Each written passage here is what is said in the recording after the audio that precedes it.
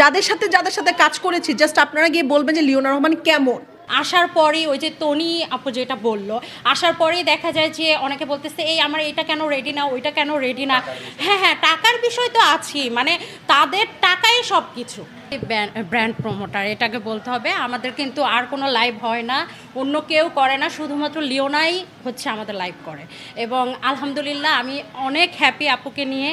তারপরে প্রশ্ন করেন তারপরেরগুলো আস্তে আস্তে। হ্যাপি কেন মানে অনেক আচ্ছা হ্যাঁ, হ্যাপি কেন, আমি কিন্তু 3 বছর যাবৎ কাজ করছি, এটা আমি অলরেডি বলেছি যে 3 বছর যাবৎ হচ্ছে আমি কাজ করি। তার ভিতরে মোটামুটি হয়তো আমার অনেকজনকে নিয়ে কাজ করা হয়নি, বাট পরিচিত অনেক মুখ নিয়ে মোটামুটি কাজ করেছি। এবং আমি যেটা মনে করি একজন উদ্যোক্তা হিসেবে যে ইনফ্লুয়েন্সাররা যেরকম থাকা উচিত, অবশ্যই ওদের ব্যবহারটা ভালো থাকা উচিত। তারপর হচ্ছে আমি যে তার সাথে কাজ করব ওই এটা তো ভালো থাকতে হবে, কারণ আমি কখন হ্যাঁ ব্যক্তিটা অবশ্যই ভালো থাকতে হবে, কারণ ওই যে ব্যবহারে বংশের পরিচয়। দেখা যায় যে আমি এর আগেও কাজ করেছি, এর আগেও যারা এসেছে মানে আসার পরেই ওই যে তনি আপু যেটা বললো, আসার পরেই দেখা যায় যে অনেকে বলতেছে এই আমার এটা কেন রেডি না, ওইটা কেন রেডি না। হ্যাঁ হ্যাঁ, টাকার বিষয় তো আছেই, মানে তাদের টাকাই সব কিছু। দিন শেষে আমরা কিন্তু টাকার জন্যই কাজ করছি সবাই। সো আমাদের এটা মাথায় রাখতে হবে, যেহেতু আমি তাকে ডাকছি, আমি তো তাকে পেমেন্ট ছাড়া হচ্ছে কাজ করব না। সো আমার এগুলো নিয়ে আসলে আমি এগুলো নর্মালি হচ্ছে আমি এগুলো নিয়ে কথা বলি না। এই হট টপিকগুলো হচ্ছে আমি সবসময় অ্যাভয়েড করার ট্রাই করি। বাট যখন আজকে আসলে এই প্রশ্নটা হয়ে গেল, আমি বলছি আমার সাথেও এরকম অনেক হয়েছে। দেখা যায় যে আমি অনেকের সাথে কাজ করেছি, ওদের টাকাটা মানে কাজের থেকে বেশি। আরেকজন তো হচ্ছে তার এত ভিউজের কোনো শেষ নেই, বাট একটা সিঙ্গেল মেসেজও আসেনি। আমি একজন উদ্যোক্তা হিসেবে কিন্তু আমি এটা ভালো মতোই জানি যে লাইভ করালেই তাকে দিয়ে হচ্ছে অনেক যে ক্লায়েন্ট পাবো ব্যাপারটা এরকম না। বাট তার যে ভিউজ হচ্ছে, মানে যেই ব্যাপারটা ফোকাস হয় যে আমার মিলিয়ন মিলিয়ন ফলোয়ার্স, আমার লাইভ সবাই দেখছে, তাহলে এই যে লাইভগুলো দেখছে কারা দেখছে? আমার তো মানে আমি আমার কথা বলতে পারি, এরা সব হচ্ছে পেইড। মানে যারা প্রমোট করছে, মানে সরি যারা হচ্ছে লাইভ করছে, তাদেরকে কমেন্ট করছে, সকল হচ্ছে পেইড। সো আমি লিওনাকে দিয়ে যখন কাজ করাই, লিওনা আপুর এই জিনিসটা আমি একদমই পাইনি। আপুর ভিউজ আমার কাছে ম্যাটারই না, ম্যাটার হচ্ছে সে যে কাজ করছে। আবার আরেকটা কথা বলি, লিওনা আপু আমি যেরকম মানে সলিড থাকার ট্রাই করি, লিওনা আপুর ভিতরে আমি ওই জিনিসটা পেয়েছি। আপুকে তো প্রথমে আমাদের এখান থেকে সার্ভিস নিয়েছে, ভালো লেগেছে, দেন হচ্ছে প্রমোট করেছে। তো আমার মনে হয় যে একজন প্রমোটার হিসেবে এই সৎ ইটা থাকা অবশ্যই জরুরি। কারণ তুমি এখানে এসেও বলবা ভালো, ওইখানে যেও বলবা ভালো, আসলে ভালো কোনটা? মানে একই এলাকাতে যদি দেখেন অনেকগুলো স্যালন আছে আমাদের এখানে। এখন লিওনা আপু এখানেও লাইভ করলো, কালকে ওইখানে যেও লাইভ করলো। এখন আমার যে এরিয়ার মেয়েরা, এরা তো বলবে তাহলে ভালো কোনটা? তোমরা তো যেটাই দিচ্ছ সেটাই গিলতেছো, সেটাই বলতেছো ভালো, তাহলে ভালো কোনটা? তো আমার মনে হয় একজন ব্র্যান্ড প্রমোটারের এই আদর্শ থাকা উচিত যে আসলে যেখানে কাজ করছে কালো কালো, তাহলে যেটা হবে যারা ওনাদেরকে ফলো করছে তারা মানে সঠিক জিনিসটা বুঝতে পারবে। সো এই ব্যাপারটা আমার মনে হয় খুবই জরুরি, এটা থাকা উচিত।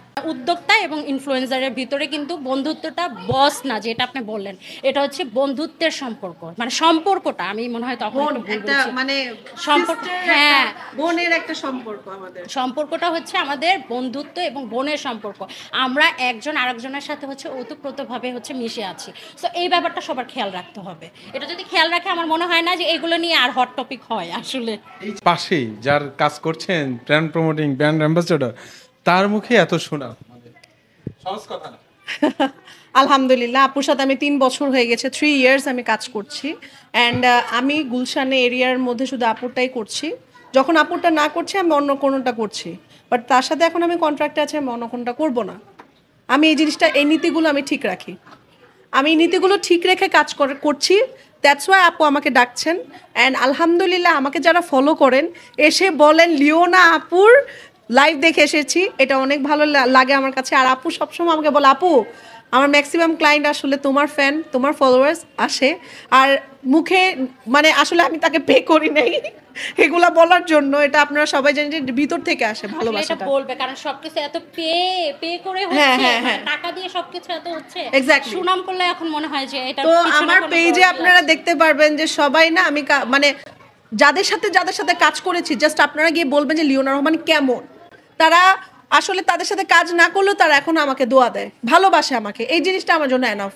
টাকাটা বড় কথা না, টাকা দেখে বড় হয়েছি, না দেখে বড় হইলে আসলে হয়তো বা টাকার পেছনে দৌড়াতাম, বাট দেখে বড় হয়েছে আলহামদুলিল্লাহ। তো আমি এটা বলবো যে সবাইকে না একটা ক্লাস মেনটেন করে চলা উচিত, এবং উদ্যোক্তাদের সাথে ভালো একটা সম্পর্ক করতে হলে আসলে ভালো কাজ করতে হবে, এবং তাদের প্রেশারাইজ করা যাবে না।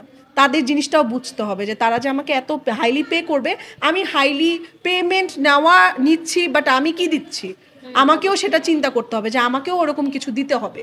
সো এইটা সবার মাথায় রাখা উচিত। একজন উদ্যোক্তা হিসেবে আমি বলছি, আমরা যারা উদ্যোক্তা আছি আমরা কিন্তু গাছের মতো। আপনারা যদি আগে গাছ বাছান তাহলেই কিন্তু ফলটা পাবেন। আগে যদি আপনারা ফল নিয়ে টানাটানি করেন তাহলে তো হবে না।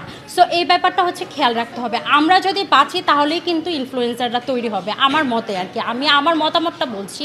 সো এই দিকে হচ্ছে আপনারা মানে যারা ইনফ্লুয়েন্সার আছে তাদের দৃষ্টি আকর্ষণ করছি আমি। যদি লস খেয়ে রাস্তায় বসে যায় তাহলে কিন্তু আমার দেখা দেখি অন্যরা কিন্তু সাহস পাবে না, ব্যবসা করার জন্য দাঁড়াবে না, উদ্যোক্তা তৈরি হবে না। সো আগে উদ্যোক্তাদের বাঁচাতে হবে, তারপরে তো যে আপনারা যারা হচ্ছে ইনফ্লুয়েন্সার আপনারা হবেন। সো এই ব্যাপারটা খেয়াল রাখতে হবে। আবারও বলছি, আমরা উদ্যোক্তা এবং ইনফ্লুয়েন্সার কিন্তু ওতপ্রোতভাবে একজন আরেকজনের সাথে মিশে আছি।